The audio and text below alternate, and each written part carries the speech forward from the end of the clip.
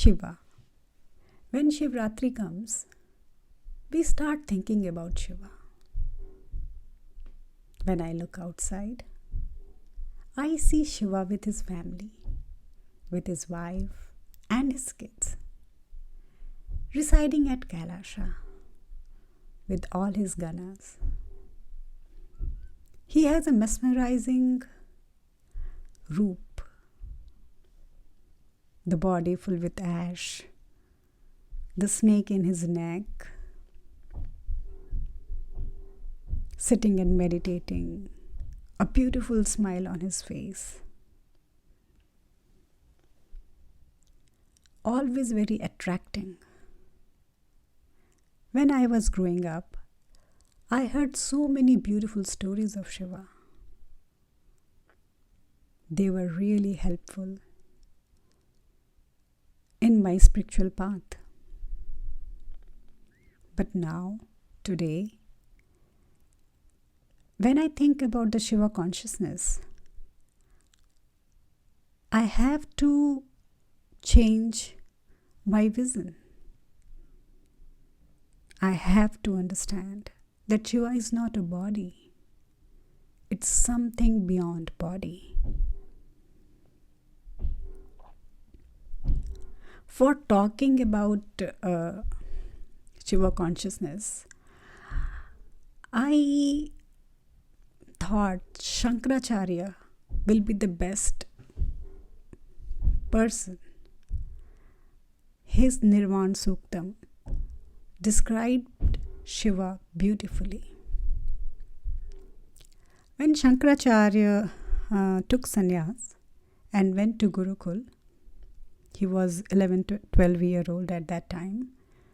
When his guru asked him, "Who are you?" his response was beautiful. Today, I want to see how his response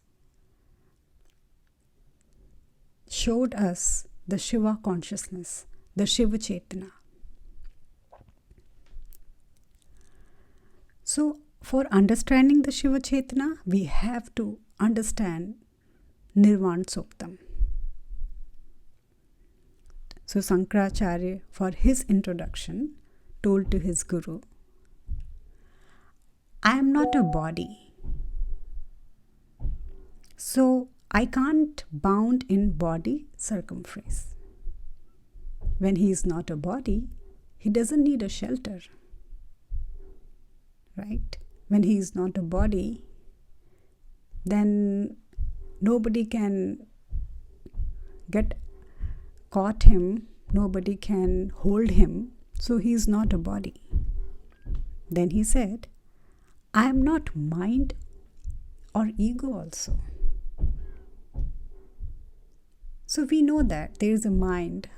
According to our mind, our body runs. We do stuff. The ego lives in the mind.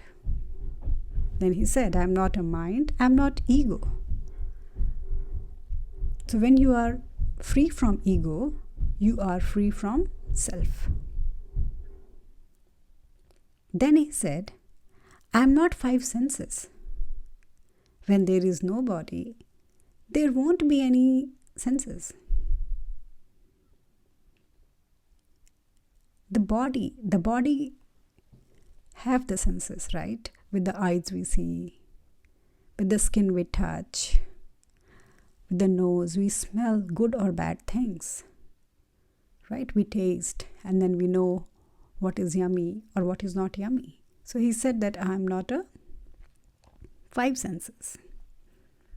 So there is nothing related to five senses matters to him. No liking or disliking of food, no liking or disliking of smell. Nothing is very pleasant or ugly for him. Then he said, "I am not five element." We all know, we always say that our body is made of five elements. And now the Shiva is not made of five elements. So we cannot say that he has a physical body because there is no physical evidence of his body. Then he says, I am not a thought. Whenever we think, whenever there is a thought, there is a limitation. And he is saying that I am not a thought, so nobody can think about him. Like many saints, many people try to think that, okay, how is Shiva? Like, what is Shiva? What is Shiva consciousness? But their thought go and just comes back. So nobody can think about him. Then he say, I am not emotion. Like, it's not that he is very kind or he is cruel. When there is mind, when there is ego, then only the emotions are there. When the ego gets hurts, we feel bad. So when there is no mind, no ego, so it is very natural to have no emotions. So he doesn't have emotions. And he say, I am not anything. Not body, not mind, not thought, not 5 elements. And he says, I am nothing. Now he says, I am not good. I am not bad. Who decide that who is good and who is bad? The mind and ego decides that this is good, this is bad. Now he is saying that no, I am not good, I am not even bad also. So he is so balanced. He is somewhere in the center between good and bad. I don't care about good or bad deeds. We always have a concept that if I am doing a good deed, we are going near to God. And now Shiva here denies it. He says that doesn't matter to me. You do good or you do bad. Why doesn't matter to him? That because Shiva is like something very pure. It's our own mind, our own ego, which decides good or bad. He is beyond that ego. Then he said, I don't have attachment or hatred. It's not that, okay, I love something so much or I'm hating something. No. Everything is same for me. No attachment, no hatred at all.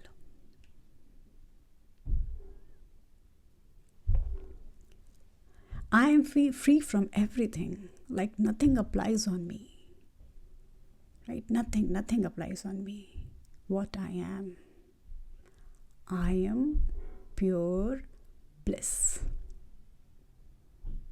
I am pure bliss consciousness. I am Shivoham.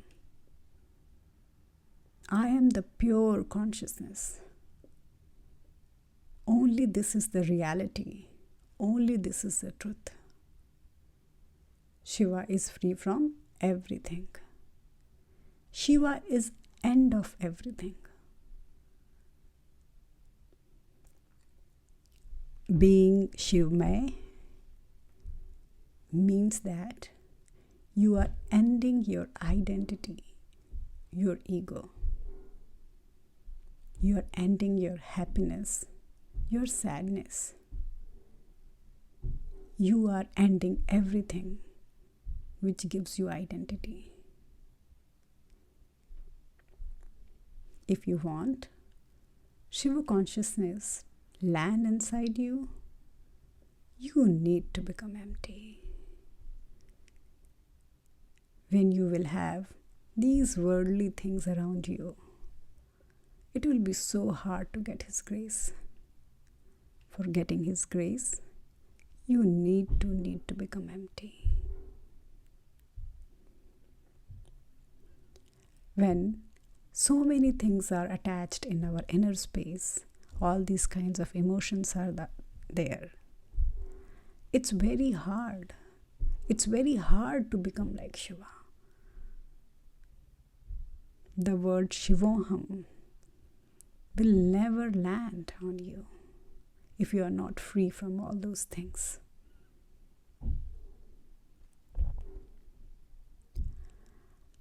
Like Shiva. Now I can say that it's something beyond our imagination. We cannot even imagine. If we cannot think, we cannot imagine. Whenever I see him sitting close-eyed and smiling, like I can see the masti on him in his pure love. When you look at him, you are just mesmerizing looking at him. How come someone can be so relaxed, sitting and enjoying himself all the time? He doesn't even want to open his eyes. Whatever is happening around him doesn't even bother to him. It doesn't even matter to him. Nothing can bound him. He is limitless. He doesn't have any limitation. When you want to be like him, you have to become limitless.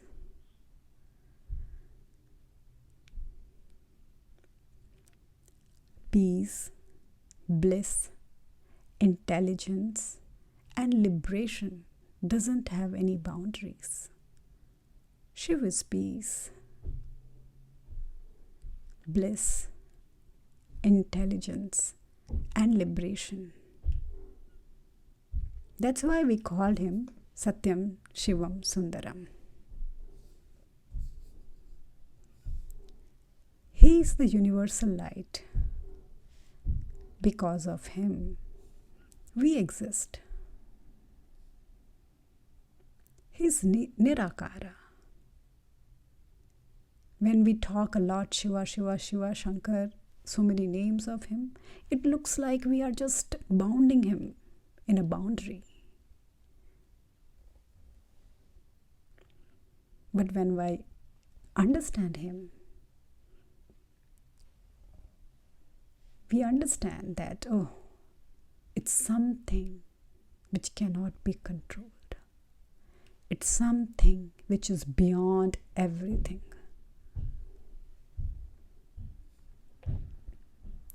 Shiva is eternal truth.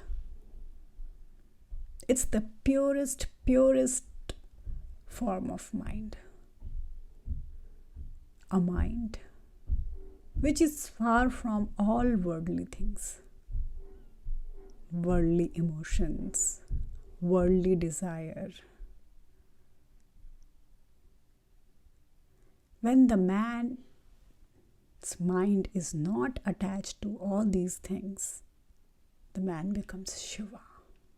It's the Shiva at that time.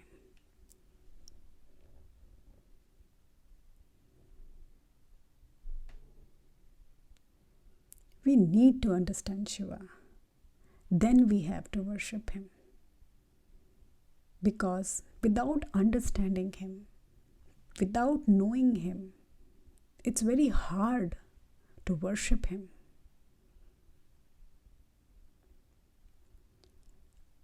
His presence, his everything shows us that it's okay, you can live in this world, but don't let the world live in you.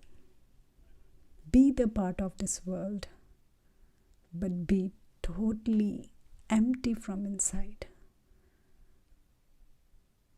Let things happen around you, but keep your inner space always pure, always pure.